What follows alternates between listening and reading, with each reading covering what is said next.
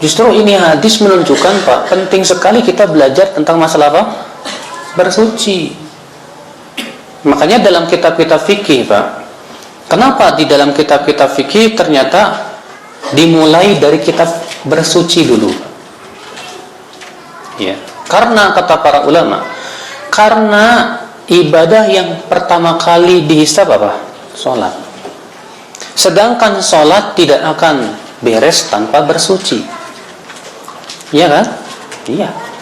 Makanya para ulama kemudian memulai fikih, bab fikih itu dalam bab bersuci dulu. Kenapa? Karena itu yang akan membereskan ibadah dia. Dan bersuci tidak akan beres kalau tidak paham air. Makanya seringkali para ulama memulai kitab mereka dari kitab air dulu. Ya.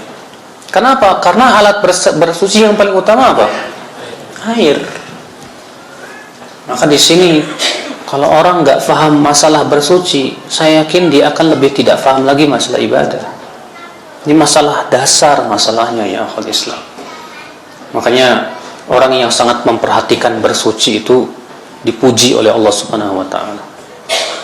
Allah taala berfirman, ya, ketika menyebutkan tentang masjid yang usisa ala taqwa, masjid yang dibangun di atas ketakwaan. Ya, Allah mengatakan fihi rijalu yuhibbuna ayyatatahharu wallahu yuhibbul mutahhirin. Di dalam masjid itu ada orang-orang yang suka sekali bersuci dan Allah cinta kepada orang yang bersuci. Allah juga berfirman, innallaha yuhibbut tawwabin wa yuhibbul mutatahhirin. Sesungguhnya Allah cinta kepada orang yang suka bertaubat dan cinta kepada orang yang suka bersuci. Iya. Makanya akhi, iya, orang yang suka bersuci dan ingin selalu berada di atas kesucian, ini tanda keimanan. Rasulullah SAW bersabda apa?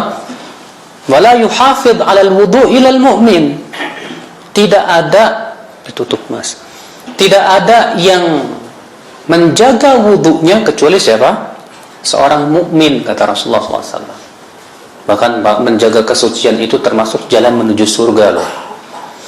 Disebutkan dalam hadis Nabi SAW, Rasulullah SAW bersabda kepada Bilal, ya Bilal, bima sabaqtani ilal jannah.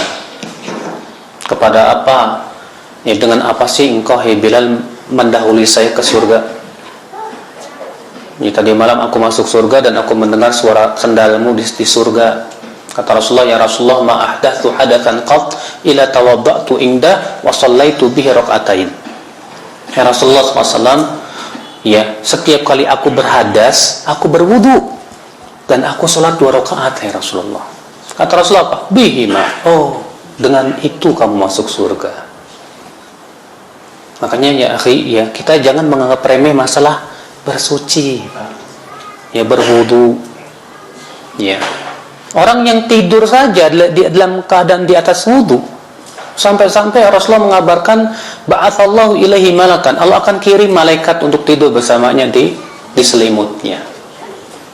Setiap kali ia bangun di waktu malam, malaikat akan berdoa, ya Allah ampuni dosanya, ya Allah sayangi dia, li'annahu kana bata tahiran, karena ia tidur dalam keadaan bersuci. Bayangkan, Pak. Ya. Bahkan orang yang baca Al-Quran, Pak, dalam keadaan di atas kesucian, beda dengan orang yang baca Al-Quran dalam keadaan tidak di atas kesucian. Dan disebutkan dalam hadis, orang yang baca Quran di atas kesucian, ya, maka orang seperti ini akan didatangi malaikat, Pak. Dan malaikat akan terus mendekat sampai malaikat itu menyimpan mulutnya di atas mulutnya dia. Makanya ya akhwat Islam, masalah kesucian itu penting sekali untuk kita perhatikan. Ya. Ketika kita mau tidur dianjurkan untuk apa? Berwudu, bersuci. Ya. Bahkan ketika kita haid, ketika kita junub saja, ketika kita mau tidur sangat dianjurkan oleh Rasulullah SAW untuk apa? Bersuci, berwudu, ya akhwat Islam. Maka Nabi SAW di sini mengatakan, at-tuhuru syatrul iman. Ya.